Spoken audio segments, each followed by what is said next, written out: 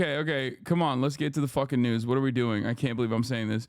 There's a Georgia rally upcoming with VP Kamala Harris, okay? Scheduled at 2:30 p.m.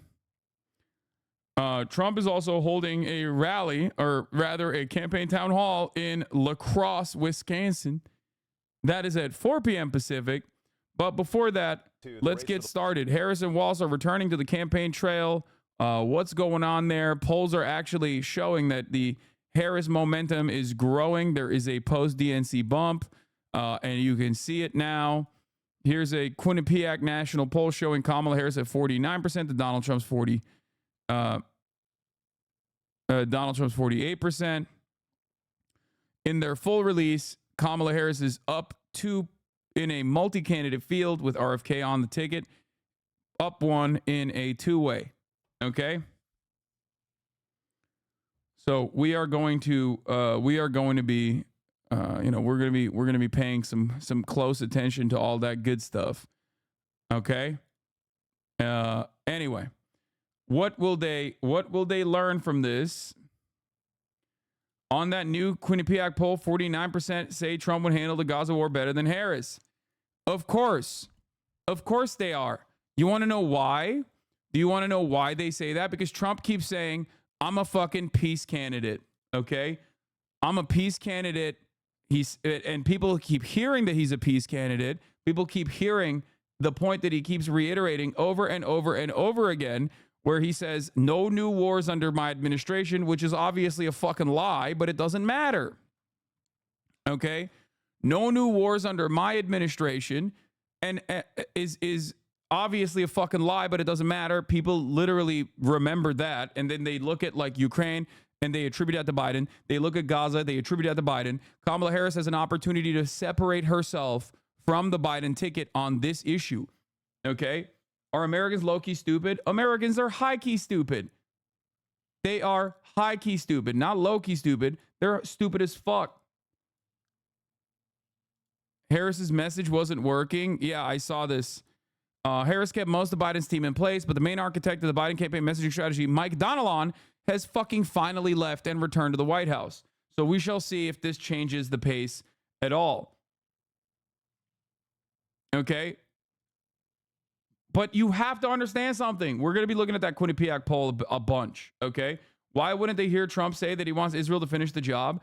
Because, and this is very important for a lot of people to understand, if you have some level of charisma, people literally make up what the fucking policies are in terms of what their personal opinion is. And this especially works when you are not the fucking current president, so you are not currently responsible for the onslaught. So some people look at Trump and think in their minds that he's going to be much better than Kamala Harris and Joe Biden on Gaza. Some and better in terms of like he's going to stop the fucking fighting, okay? Some people look at it and they think, "Oh, he's going to go extra hard and then they're going to end up he's going to give Israel all the tools that Israel needs to finish the job and then the fighting is going to stop." Okay? This is a pretty normal part of politics. A lot of Americans, especially in the Republican Party, a lot of people that vote for Republicans don't actually associate the real negative consequences of the legislation that they're signing on for. This is a well-documented phenomena, okay? You need to understand this. This is something that plagues American politics, and it's something that plagues politics in general. People genuinely think, oh, I'm voting for this guy because this, right? They don't really think what the policies are going to end up. They don't really consider how those policies are going to end up harming themselves. A great example of this is obviously on the issue of abortion. There are plenty of Republicans that voted for the Republican Party. They didn't really care about abortion rights being restricted. And now they're like, oh my God, this is actually devastating. What the fuck? Because all of a sudden, there's no way you can message out of it. Everybody now knows you are responsible for all of the women in places like Texas, in places like Ohio, that can't get fucking ectopic pregnancies dealt with. The medical procedure is an abortion. And now they're in a panic state. because Republicans shut that access off. They are responsible for it. They have to fucking live with that reality. Do you understand?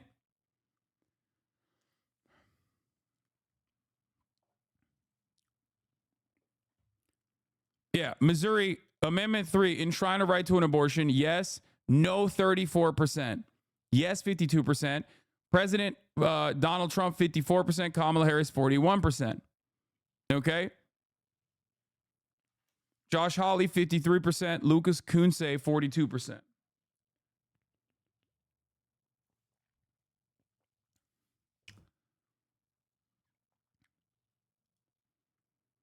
So you need to understand something, okay? You need to understand something. Americans do not make smart choices when they are voting. Part of that reason is because neither party truly represents their best interests, so politics just gets divvied out to team sports. A lot of people think, oh, I'm voting on harm reduction on the Democratic Party side, but ultimately they're just voting on team sports. Harm reduction is just a layer of moralizing that you are tacking on to why you're making the decision that you're making. So in a way, it's both the dumbest people that don't vote, and it's also somewhat the smartest people that don't end up voting, even if they recognize why they're not voting, or why, even if they recognize it or not, it doesn't matter.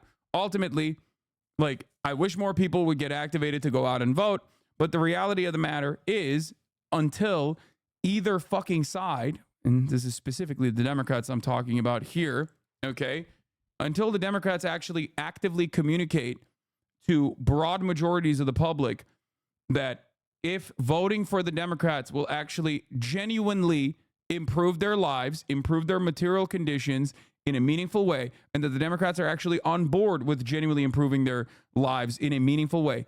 Easy to communicate, easy to understand, responsive policies, right? Until that happens, most people are not going to fucking go out and vote. Okay? IDF reservist mental health officer ousted from role after social media comments. How do you have so many viewers while having so many L takes? What's your secret? I'm hot. That's what it is. Yeah. It's just like, I think my secret is what you consider to be an L take. 3 months down the line, you will consider to be a W take that you thought about all along, except right now you're resistant and hostile to it. But when it does become the reality, okay, because oftentimes I am right simply too early, okay? There are times when I'm wrong, of course. I'm a human being after all. But oftentimes I'm right. I'm just too early to the fucking game. And most people are inherently hostile to change, inherently hostile to and resist any sort of like change in communication. So they just operate on fucking vibes.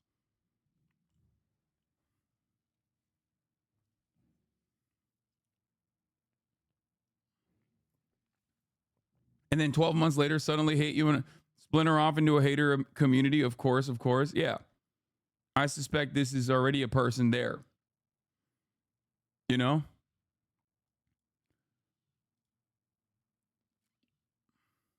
Good response. I mean, you're pro-Palestine, it seems. So I don't know why you're fucking what you're considering to be an L take here. And you're anti-smoking, as am I. So I don't know what's going on here. All right, but let's get back to it. Trump is a dream for the status quo. Every push to make the liberal pass common good policies turned down by if you don't vote for us, vote for him. It's the same in France as 2012. Yeah. Do you think voting because of harm reduction is bad? I don't think voting because of harm reduction is bad. I do think, however, that most people don't vote on that basis, and the Democrats don't do enough to actually engage in harm reduction. The harm that they're reducing gets smaller and smaller every election cycle. And that is partially because harm reduction is the only fucking advocacy that they engage in within their own base. And that's really fucking stupid, because you're just missing a massive, massive amount of people that you could be activating, bringing out to the fucking polls. You know? I mean, I don't think that's true with respect to labor or trans LGBT rights. Yeah, again, Notice how you're not saying that about immigrants right now, because the Democrats have dropped that from their policies, right? So, like last election cycle, you would say that, you would say trans and LGBT rights, and then you would also say immigrants, right? Like Republicans are doing horribly poor things with immigrants. Like Democrats will protect immigrants. Notice how you don't say that anymore, because they shut that communication off, because they themselves are now pushing for a right-wing immigration bill. So every election cycle, they just like pick and choose another thing that they are going to capitulate to the right on. And I personally find that to be unconscionable. I personally find that to be immoral. And I also personally find that to be disastrous. Notice how you're not also saying, well, what about Muslims, right? Yeah. What about Muslims? Because that was another good one that you could use if you only cared about harm reduction, right? Oh, Trump will be so much worse on Muslims. Trump will be so much worse on immigrants. Okay, but you're that doesn't mean that this gives you an opportunity to be fucking harmful yourself, right? So that's it. There is obviously issues where the Democrats are genuinely better than the Republicans on. That's abortion and protecting the medical decisions that people make. And that's a huge issue. Problem is, you know, when you got Trump at the top of that ticket, it seems to me like obviously in a place like Missouri, people are still voting for abortion, but also simultaneously voting for Donald Trump. Okay? Chomsky made a good point about voting, and that's something you just do, and then you get back to the real work of organizing and growing a movement. Yeah, it's the voting is still the least consequential, most significant thing you can do, for sure. And I understand the argument that Chomsky is making, even though he is 850 years old. He was there when democracy was invented. He knows a thing or two about that sort of thing, right? However, having said that, a lot of people don't operate on that basis. This is what I'm simply stating. It's like harm reduction over and over again is not going to carry you across the finish line, okay? Harm reduction didn't carry the Democrats across the finish line because you can't out-compete. You can't out-harm reduction argument your way out of a bad candidate or a bad campaign. Hillary Clinton demonstrated that reality, right? So that's precisely the reason why I always say, like, you know, you can say harm reduction all day, every day. This is not one of those communities where that shit's going to fly in general, because I'm analyzing the actual policies and the impact that those policies have on people's lives. I think that the Democratic Party should drop that as well. They dropped the identity politics stuff, and I really do hope that they'll drop this shit eventually as well, because it would be a significantly better way to argue, a significantly better mechanism to draw out more support, more popular support, get more people to vote for you in states where people have completely lost confidence in you, the Democratic Party, if you were to actually advocate for direct policies that help people's lives, okay? The direct policies that help people improve their material conditions. That's what politics is. What are you going to give me at the end of the day is a real simple question that people must ask. And the Democratic Party's response can't simply be, well, we're better than the Republicans, marginally better than the Republicans. You know what I mean? It's just not, it's not going to work. And it doesn't work. Demonstrably, it doesn't work. I don't know the reason why they do this, but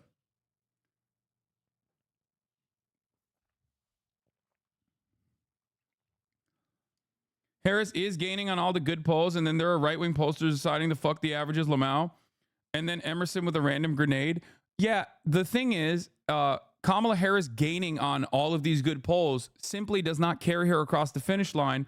If you recall, these are still within the margin of error. That's number one. It just simply shows that momentum is on her, is favoring her at this time. None of these polls actually show that Kamala Harris is definitely winning tomorrow. Okay? This is something that you have to remember.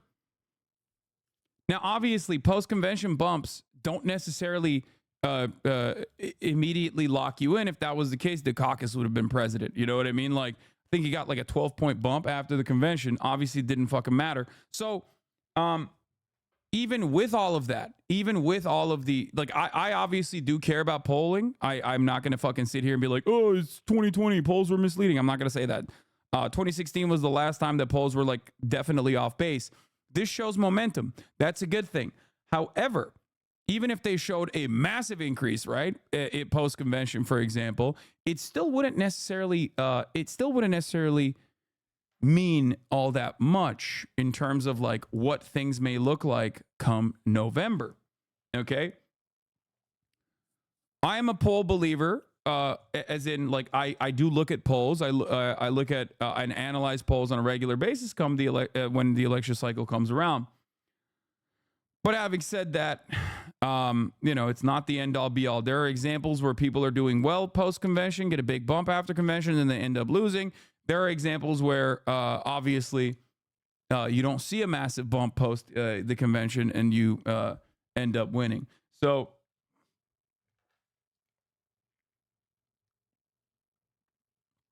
why do you think so many down ballot Democrats are polling so much better than Harris in the presidential race? Is that the down ballot Republicans are just worse? In some instances, that is the answer. There's a lot of untested or genuine failures on the Republican side. Untested in the sense that like they have no fucking long-term tenure that you can point to, like Carrie Lake, who is a fucking freak and a weirdo, and like she's gonna get absolutely destroyed in Arizona. You have that guy, the troop that was exploded in Nevada, for example, who's not even from Nevada, but he's like running. Like you have a lot of people on the Republican side that are untested, that don't have any sort of like policy that they can point to, or don't have any tenure that they can point to. They don't really have like a built-in infrastructure for canvassing, and they're just fucking running, and Trump likes them because they're freaks, right?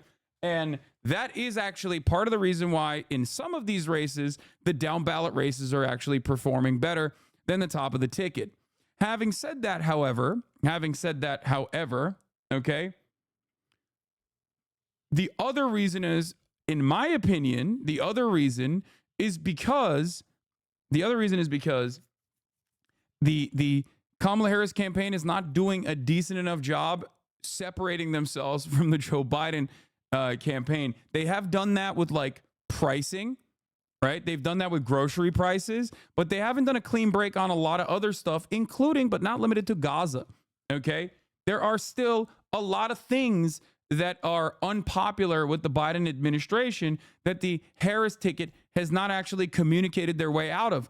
I personally suspect the immigration part of the equation is also a big deal, but of course, polling doesn't show that. Well, it's because it's an untested narrative, because the Republicans have never counter-messaged or even tried to drop it. Now, of course, that is an issue. They have not tried it, and it might be too fucking late by the time they finally come to their senses, okay? When they finally come to their senses and decide, like, maybe we shouldn't be running in this, like, fucking super right-wing immigration policy shit, it's probably going to be far too late. So we'll see, okay? Nate Silver has an interesting take.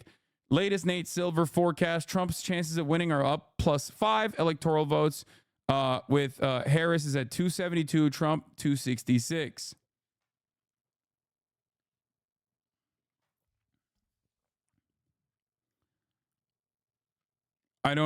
What? Who is favored to win the presidency? Chance each candidate has of winning the electoral college or the popular vote in 2024 presidential election, and our best predictions on the outcome based on 40,000 simulations of our model. Harris's electoral college victory probability is at 47.3%. Trump is at 52.4%. But the popular vote probability, Harris is at 63.8%. The predicted electoral votes that she arrives at is 272. The predicted popular vote share is at 50.3%. Wait, I don't understand how this works, though. Check his PA analysis. It's in one of your tabs. Yeah, I want to see what Pennsylvania looks like, because this race is going to come down to chance of winning is based on Nate Silver's model. Predicted electoral votes is based on just polls. His model thinks Kamala should have had a much larger lead in PA than polls are showing. It's cooking her in his model. Yeah, I think this race is going to obviously come back. This race is going to come down to Pennsylvania.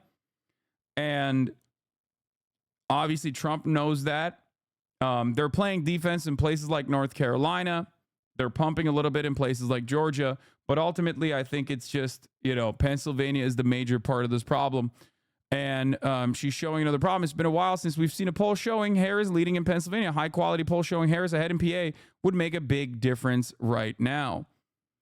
Weird update today. Harris ticked up slightly in our national polling average, but lost ground in our forecast and is now less than 50% against Donald Trump. One reason is that the model's convention bounce adjustment, which affects the forecast, but not the average.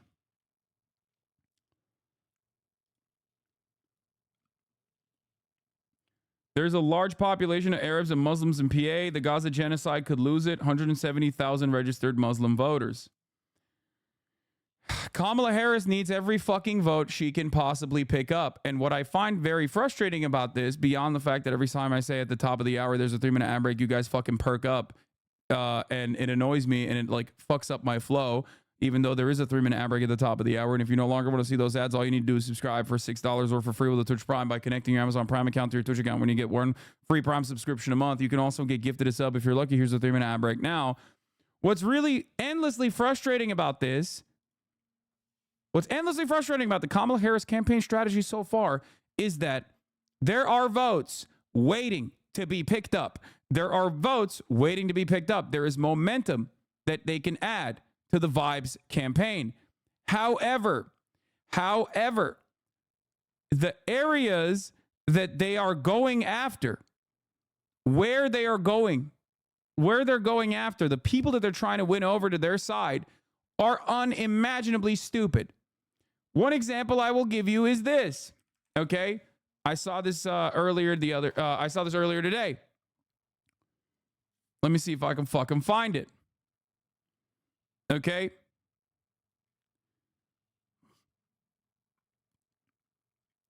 Let's see.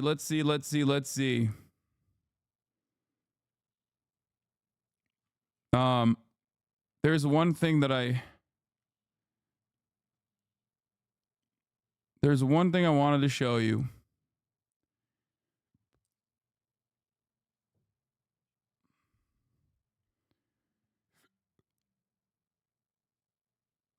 Where the fuck is it?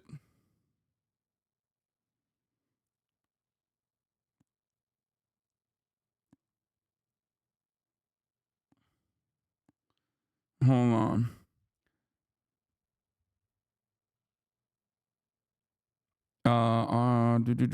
Where the fuck is it? God damn it. Oh, here. This is the what I wanted to show you. Looks like some marginal voters don't have to try very hard to get meetings, huh? Says Edinger Mentham. Here it is. Haley Voters Working Group. Thank you to the Harris campaign for joining our group for the 3rd time tonight. We've appreciated your engagement and the time you've shared with us, respectfully discussing how to win over Haley voters on the fence. I am losing my fucking mind. What are you doing? What are you doing? There are hundreds of thousands of people in every single state that you are currently either barely defeating Donald Trump on or losing to Donald Trump on, depending on which poll you're looking at. And they are straight up going after a group of like 50 fucking voters of a candidate who has endorsed Donald Trump. Please stop doing this. What the fuck are you doing? Are you fucking insane? What are you doing? Who's running the fucking show? Monkeys that are just like fucking hitting cymbals? Is that what's going on? Just a bunch of fucking animals up there just playing with fucking dials? Who's doing this? Who's doing this? What the fuck? I'm losing my fucking mind, dude.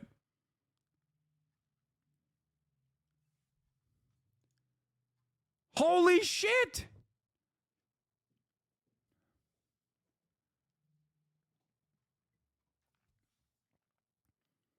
And it's additionally strange because, and I will keep repeating this over and over and over again, the original momentum that happened from Biden losing the election to Donald Trump to Kamala Harris having a chance of defeating Donald Trump, that only happened because they did progressive shit, okay? They responded to public pressure, and lo and behold, people like that sort of thing, okay? Having making it seem as though you have a commitment to the democratic process, turns out makes people feel pretty enthusiastic. Okay? What the fuck are we doing here? This is old school, dumbass, I want to lose bullshit. Kaya Place, you know better. You're looking back at me right now, thinking you did some shit. Okay, good girl.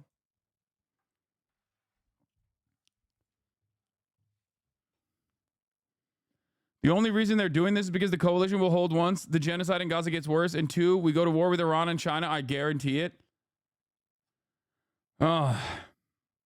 Democrats care more about genocide and capitalism than winning elections. Nothing new here. No, dude, that's crazy. Okay, that's crazy. That's crazy. That's crazy. Also, I'm talking to the fucking voters here.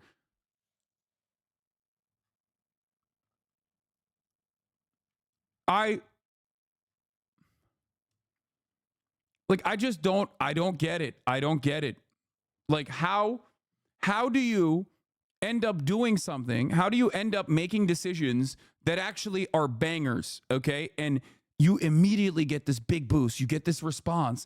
So many people doubt your ability to finally fucking like take this bold step forward and actually get like noticeable and immediate changes in the way that people fucking view the campaign. And then you just go, okay, we're done. We did enough. Like, I don't understand it. I don't understand it. This does not mean that the Kamala Harris campaign is going to fucking lose, okay? I'm not saying that at all. They are doing very well so far, okay? They're doing very well so far. But that can fucking change, okay? While they have the foot on the gas, they should be pumping it even harder instead of trying to desperately cut away at this momentum.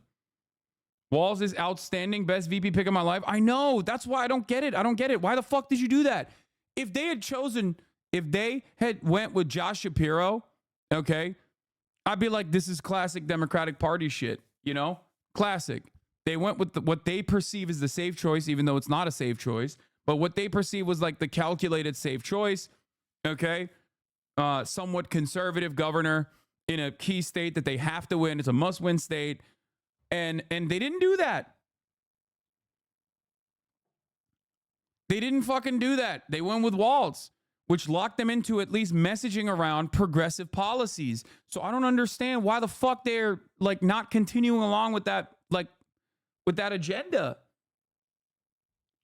Haas, what don't you get? Dems want to win, but in a certain way because they run by their donors. It's fine. Okay. Modeling your election strategy off of likely Republican voters is insane to me.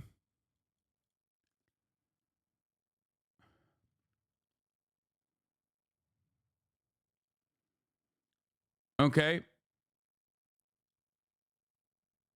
If Kamala loses, her followers will 100% blame Arabs and Muslims. They'll take off the mask and start saying the most racist, dehumanizing shit you've ever heard. I can already feel it. I mean, they're already saying that.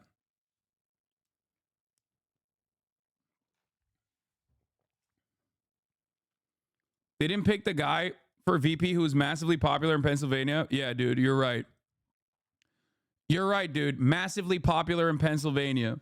Like, he's popular, dude. I wouldn't go as far as to say he's massively popular. He ran against a fucking freak. Hasan really thinks everybody's obsessed with Gaza. Oh my God. Oh my God. I'm losing my fucking mind. Please. This is not what I'm saying at all. You guys are so fucking annoying because you don't care about it.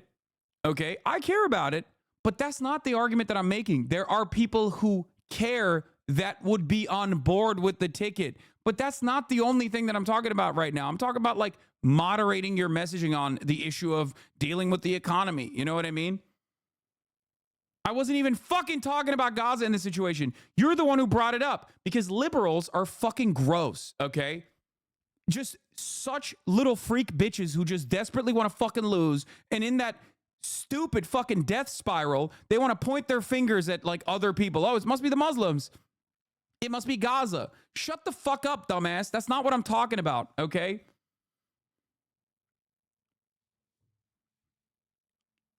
That strategy worked so well for the Dems last election cycle that Trump gained 20 million votes.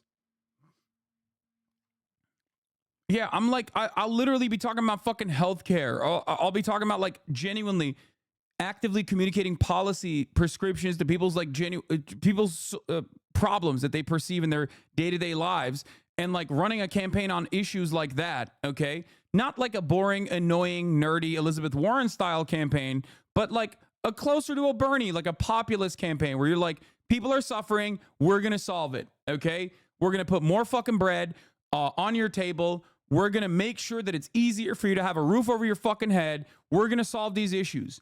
Okay? If they did that, people would respond to it. People would respond positively to it.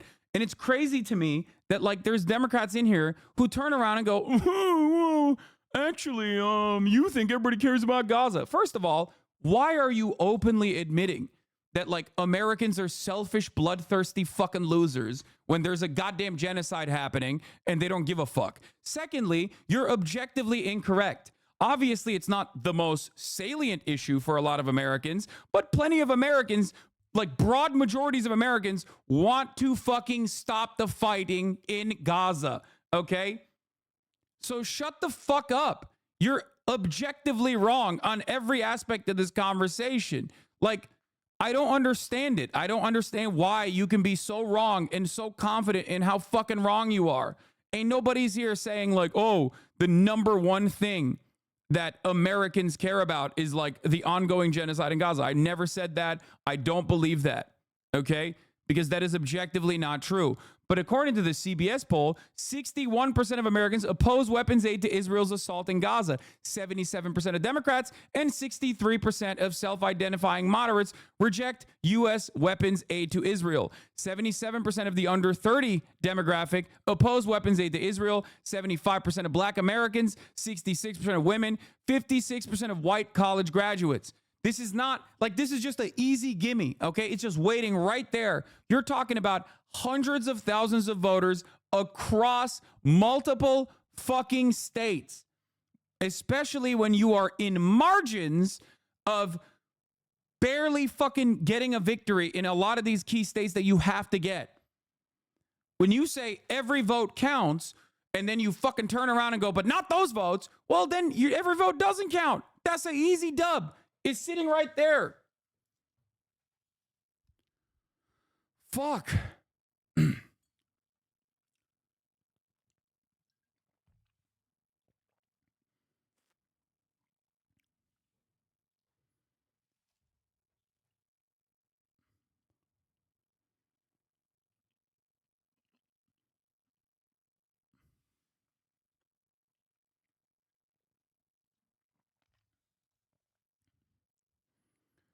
Fuck me, dude.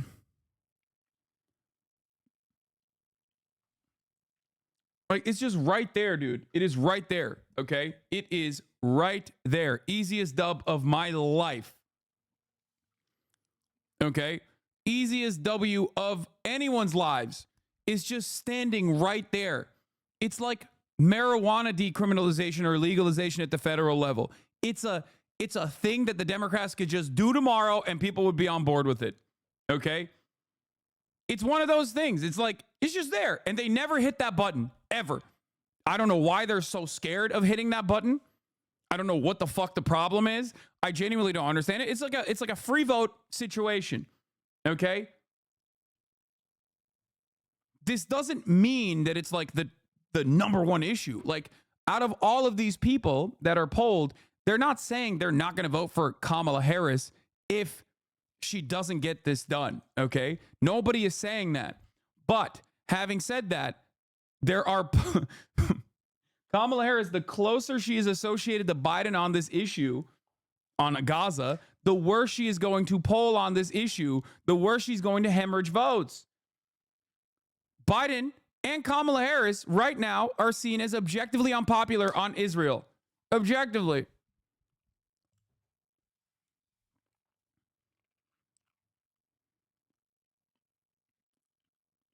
How would you understand how interlinked? How do you understand how interlinked we are with Israel and now understand why Kamala won't break away from Biden on this law? Shut the fuck up, liberal. How do you understand how interlinked we are with Israel and why Kamala won't break away from Biden on this? it doesn't change my opinion on the matter. She has to do this. Okay? What do you mean? She has to do this, and I'm going to keep repeating why it's a good idea to do this, and hopefully someone will fucking listen. All right? I don't know why you just basically what you're doing in this situation is like, I would rather be cynical and right, okay, and just, not even talk about all of the major reasons for plenty of fucking liberals that are even in this community that might have not heard the electoral calculation that I am presenting to them, okay?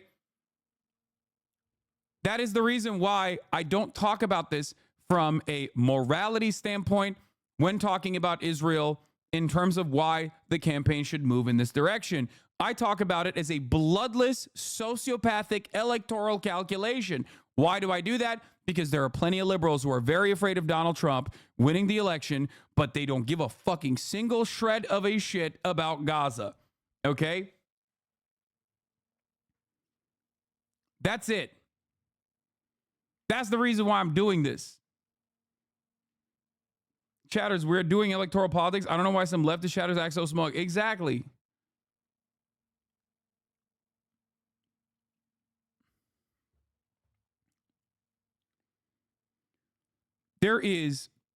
I've said this since early October, okay? There's an electoral analysis here that favors removing the unshakable bond we have with Israel. There is a State Department continuation of your American hegemonic superpower status argument to make. There's a pro-CIA, pro-State Department argument to make in terms of reanalyzing our relationship with Israel. Okay, there is a pro-Israel's continuation of the apartheid argument that I could make if need be. I could make a liberal Zionist argument. It literally does not make sense. That is why I'm saying it is pure zealotry and fear. That is the only reason. It is pure ideological zealotry and fucking fear. Fear of the unknown that is stopping. It's not like some secret thing that they're aware of that you don't know about, okay? It's not like the Mossad blackmail operation. All of a sudden, we're going to see Joe Biden's dick pics leak because he made the right decision or whatever. No, it's not any of those things. Sometimes the truth is that simple. Ideological zealotry and fear. That's it.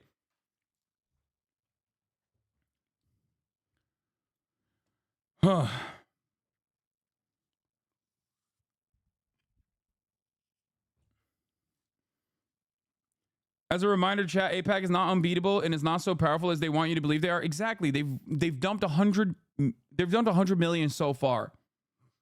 Okay?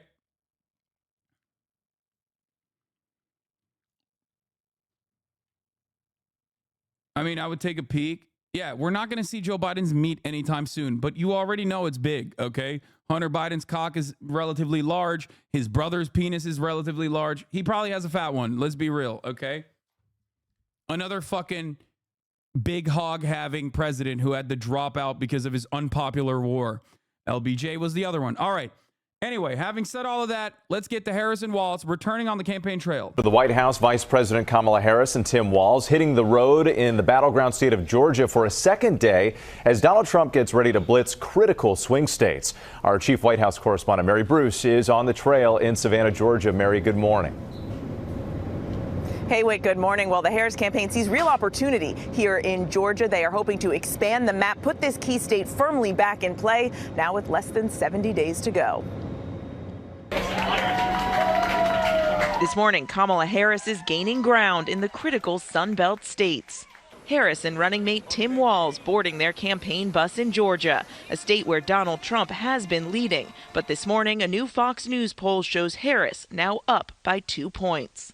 That poll also suggesting she's closing the gap in Arizona, Nevada, and North Carolina. Remember, all of these are within a margin of error, okay? All of these polls are within a margin of error. I'm not just saying this because, I want to fucking be a naysayer. I want to make you, not feel excited. Everyone is doing brass summer. Everyone's lived the fuck up. This is not, it's good. This is promising, if you are a Kamala, if you're a Mamala fan, okay, if you're riding with Mamala, it's promising. Don't say remember 2016. It does not. No, we're not talking about 2016 here, okay? I'm not saying these polls are cucked in the same way that the 2016 polls were. That's not the argument here.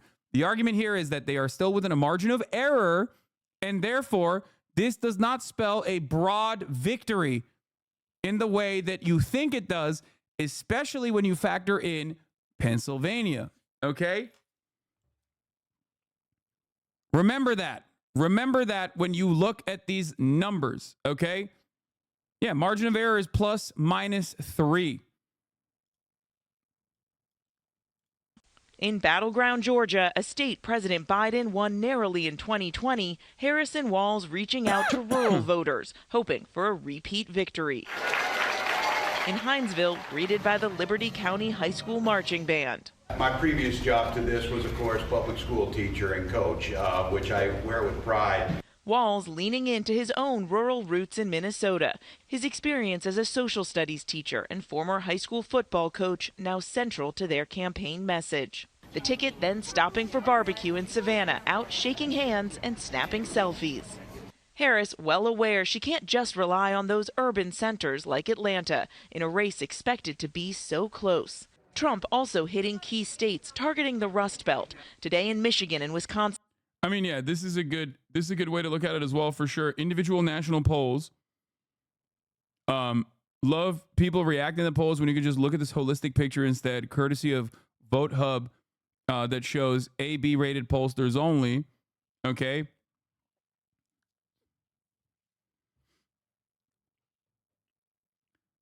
National polls, not a measure you're looking for, then look at state polling instead. Battleground state polling averages. It's still within the margin. Okay. It's still within the margin. And it's promising for Kamala Harris's campaign. But you have to understand, it is absolutely still within the margin of victory or defeat. Before heading to must-win Pennsylvania.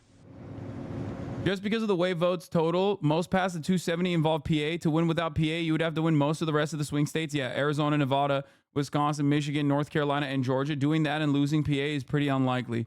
Yeah, there is no pathway to victory where you win Arizona, Nevada, Wisconsin, Michigan, North Carolina, and Georgia, and then fucking lose Pennsylvania. That'd be insane.